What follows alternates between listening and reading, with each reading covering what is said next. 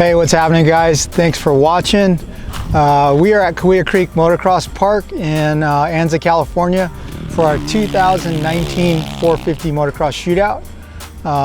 The 450 Shootout is an ongoing process from basically the first day we get our first new bike of the year. A day like today is kind of an official comparison, but we add the information and the feedback we got today to the impressions we've had thus far.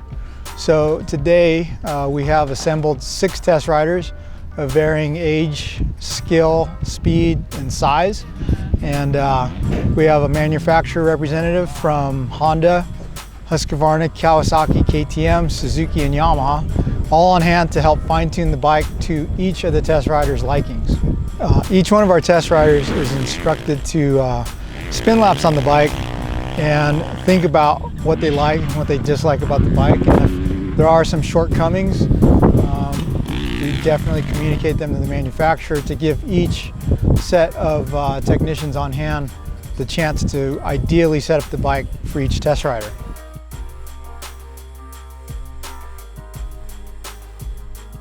So of all 6 bikes, the Suzuki was the least changed, and to be honest, it sounds trivial, but the lack of electric start was a point of contention for every one of the test riders. So the engine certainly makes enough power. It's easy to ride, it's fun to ride, but it's still got poor reviews from our test riders just because it doesn't have any excitement associated with it. And the bike corner's great. It feels lighter on the track than it does on the stand. Like when you take it off the stand, you can tell it's heavy. The Suzuki's still held back by the quirky performance of the Show-Up BFR shock. Our testers ran up to 110 millimeters of sag and dropped the forks in the triple clamp to kind of balance the bike out. But still, the bike has a tendency to dive in the front. The shock overpowers the fork under braking and deceleration. But still, the bike's a good bike. Every tester agreed that with some mods they could race it. But sadly, the shootout results are based on off the showroom conditions. If you're riding a track that is relatively smooth, especially a tighter one, more arena cross style, man, the Suzuki's great. The motor is excellent in that it's smooth, it's manageable, it's not the fastest bike anywhere, but it's effective everywhere. And you know, it's a great bike. It's just, man, everybody else has raised their game, and the Suzuki is just one notch below. The bike turns amazing. Everyone knows that Suzuki's turn, but it feels a little outdated compared to everything else. It's slower revving, it's heavier, and yeah, you do feel the weight. When you're riding them side by side with all these other bikes that are lighter, you can definitely feel the weight. I didn't get a chance to ride the Suzuki last year. Did get on it this year. Bike turns really, really well. Overall, it was an okay bike. I feel like it's just missing a little bit on the motor and a little bit on the stability of the bike. The fact that the KTM finished 5th is pretty surprising, especially when you consider how many times it's won in the past. The truth of the matter is the bike's not worse. It hasn't faltered. It's just that everyone else has stepped it up, responded to the challenge that KTM and Husky have laid down in the past few years. What held the bike back? I'd say that compared to the 2018 factory edition, this 19 standard bike has been tamed down and smoothed out with different EFI maps.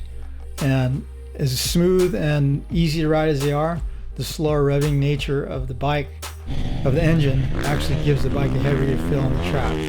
Most of our test riders can notice that. A lot of guys also commented that the front end of the bike wasn't as comfortable as Husqvarna's, and that's likely due to the strange shaped handlebar that comes on the KTM. It's a proprietary manufacturer, and the Husky comes with pro tapers, which absorb more vibration and impact. KTM, man, I was honestly, you know, KTM's been one of my favorite bikes for the past few years. I was a little bit disappointed. They've done some different stuff with mapping the bike. It's made the power pretty mellow. And to be honest with you, kind of sluggish and sort of heavy feeling. KTM and Husky were actually pretty similar. The KTM also had a very strong motor package, felt comfortable, stable. You know, overall a really, really well-rounded bike. Like I said, at the end of the day though, I was just kind of a little bit more comfortable on the two Japanese models than I was on the Euro ones, but both the KTM and the Husky were great bikes. I think for the KTM, the front of the bike feels a little more harsh than the Husky, and I think it has a lot to do with the stock handlebars. I wasn't a big fan of the Niken bar that comes on the KTM. So to be honest, it was pretty shocking that last year's 2018 Bike of the Year was dropped to 4th in this year's final standings. You know, the Husky's still super fun, handles real precisely, but like the KTM, it comes back for 19 compared to last year's Rockstar Edition with a smoother power delivery that's just not as exciting down low. So the Husky and the KTM are way lighter than the Japanese bikes on paper, but the slow revving engine character makes them feel like the heaviest bikes in the Shootout. The new chassis delivers really precise ride, and everyone appreciates the greater rigidity of the more rigid chassis, especially like when slamming into corners and changing directions or accelerating through choppy sections of the track where the older frame might cause the bike to swap a little bit. Believe it or not, we actually like the feel and the modulation of the Husky's Brembo clutch a little bit better than the KTM's as well. Up next was the Husky. Felt pretty comfortable on that bike. It did have a strong motor. Was fiddling with the suspension a little bit, trying to get it to settle into the corners a little when it was getting a little bit rougher. But the motor package is very, very good on the bike. It's a little wider for me than some of the other bikes, which is kind of just I guess more of a comfort thing at the end of the day. But overall, a great bike, and it was fun. It's very difficult to rank the Husqvarna and the KTM, and I rated the Husky just a little bit above the KTM because it just feels a little plusher, a little smoother. I think some of it is the Pro Taper bar. I like that better on the Husky. Their efforts to stiffen the frame, the torsional rigidity, the stiffer triple clamp, on the Husky, the stiffer subframe, all great moves, and the handling is improved for me over last year. The only downfall for those bikes is I don't like the slower revving nature of the power down low. I rated the Husqvarna 4th and the KTM 5th, but to be honest, that's because I thought the Husqvarna looked cooler. Like, they're so similar to me, and people might get bummed I say that, but really they do feel really similar. There are changes bike to bike, and that includes handlebars, a couple other things, but really the overall character of the bike, they're very similar.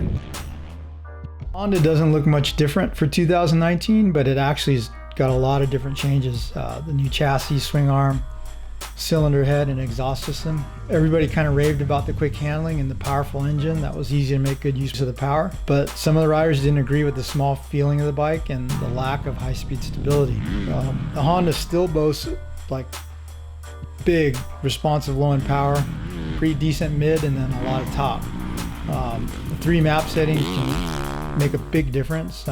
Most of us ran it on 3, the most powerful setting. The Honda has a short feeling wheelbase and compact ergonomics. It makes it easy to throw the bike around, but it's definitely lacks some stability and suffers from some head shake, especially on decel. I rode the Honda 450. By far, probably one of my favorite bikes. I've ridden Hondas in the past. They've done a great job on all the updates for the bike this year. The different mapping you use, I actually was on map number 3, was the map that I like the best. Super powerful all the way through from the bottom to the top. Really comfortable on it. The cockpit fit me very, very well. So honestly, at the end of the day, the Honda was #1 for me. The Honda actually changed more than you would expect. The bike looks identical almost, but they've done some stuff with the chassis that's quite a bit different, the swing arm that's different, a little bit different flex. Again, the bike is pretty amazing when it turns. Overall motor package is really good. It's got like 3 maps that you can choose from. I preferred the aggressive one and out here at Kahia, and I was able to get over everything no problem. Man, I gotta tell you, I really enjoy the new Honda. I love that bike. For me, what really stands out about the Honda, great motor, very comparable to the Kawi. Quick handling. I think that this new Honda is now the best cornering bike in the class. It's so quick and agile and light feeling. I know it's not light on the scale, but it's light on the track. And it wants to cut and dive. It'll turn inside of anything, and it's got great power to pull it out of the corners, which I love. The only downside is to get that quick cornering, you got to sacrifice somewhere, and they sacrifice in some high-speed stability. It's hard to believe that the Yamaha is so much improved in spite of the seemingly minimal changes on paper.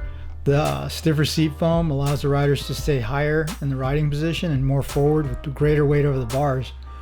Combine that with the more rigid fork lugs and wheel spacers, and man, the bike corners way better than it used to, especially accelerating out of the corner. No real changes were made to the engine or suspension, but no changes were really needed. The YZ450 makes a ton of power, and it's completely customizable thanks to the power tuning app. And man, I mean, who needs more than that? The KYB spring fork is amazing, like it always is, and the overall suspension balance and performance of the bike is excellent. The only real complaints we had about the bike are that the airbox, because it's in between your legs, there's a loud intake sound, so the bike seems loud as the rider. And then the tall handlebars are kind of goofy for most dudes, unless you're real tall. The Yamaha, man, you know, I haven't been a huge fan of Yamaha over the years, the last few years, just because of the way the balance is and the way the bike is. This year, they've done just some little kind of fix-it changes that actually made quite a big difference. The Yamaha motor is unbelievable. I mean, straight up, I don't think you'll find one test guy here that doesn't say that motor is just sickening. And the rear end, you know, if you ride that thing with the rear end and just get it going, it's pretty incredible how fast you can get out of the corners. So for me, the Yamaha once again takes the Shootout. I get on that bike and I immediately feel comfortable. What I really like about it is it's got the best balance of strong motor, great handling, good chassis, solid cornering. It may not be the best in any one particular category, but man, it's got great straight line stability. It corners well. Their efforts to plant the front end better this year have made huge improvements. So much more confident in the turns. The bike's got narrowed up in the last couple of years. The ergonomics are comfortable, sleek, easy to move around on. That bike to me is like the all-around, it's like an all-around package of, it does everything so well, in my opinion. It's so fast, and like I talked to the other guys, they think that's the fastest bike. I just disagree. In my butt dyno, I just kept thinking the Honda felt snappier. 2019 Kawi KX450 is all new. Still has a traditional Kawasaki feel. It's just a little bit better. The bike still is on the long and stable side. It steers really well with the throttle, but the front end has more traction and bite than it ever has before. And this is like the best cornering Kawi we've ever ridden, probably, since it's been 4-stroke. The new Showa spring fork is, it's 1,000 times better than the tack fork that it replaces. Several of our testers said it's the best fork in the Shootout. Couple the better handling and suspension with the new engine that has really good power throughout the RPM range. It revs quick, it's snappy, it's got great low end. The electric start found its way onto the bike for the first time, and it's awesome. It's probably the quickest starting bike in the Shootout. The hydraulic clutch is super soft and has good feel and modulation, and yeah, the brakes are better too. So nobody in the Shootout ranked this bike worse than second, and the Kawi basically scored a pretty big win in this year's Shootout. So congratulations to Kawasaki for the 2019 TransWorld Motocross Bike of the Year. The Kawasaki, they've done some amazing improvements this year. They went to a hydraulic clutch, electric start, changed the chassis completely. The motor's different, the suspension is completely different. They've done an unbelievable job. Stability, turning, motor character, the whole package is pretty darn good. The new Kawasaki is great. They went through an all new bike this year. The motor is excellent. Again, I love the low end, great hit, very usable but quick and exciting, strong mid-range, maybe even a little more top than the Yamaha up on top. Excellent power delivery. It's probably the sleekest, narrowest feeling bike, which I love. The new spring fork is excellent. I don't think it's quite as good as the Yamaha, but it's good. The only thing that held it back for me is the front end was a little bit busier than the Yamaha. It wasn't quite as planted, and so I wasn't quite as confident going into some of the corners and pushing really hard. Kawasaki Kicks 450 has been a great bike the last few years, but it's been really held back by the Showa triple air chamber air fork was horrible. But the new Showa spring fork is awesome. It feels really good. It's close to the Yamaha, but I think the Yamaha fork is a little bit more comfortable. But man, there's not much you can fault about the Kawasaki. I feel really at home on it. When I get on it, I trust it completely. Probably cut my fastest laps of the day on the Kawasaki, and I'd say it's my #1 choice.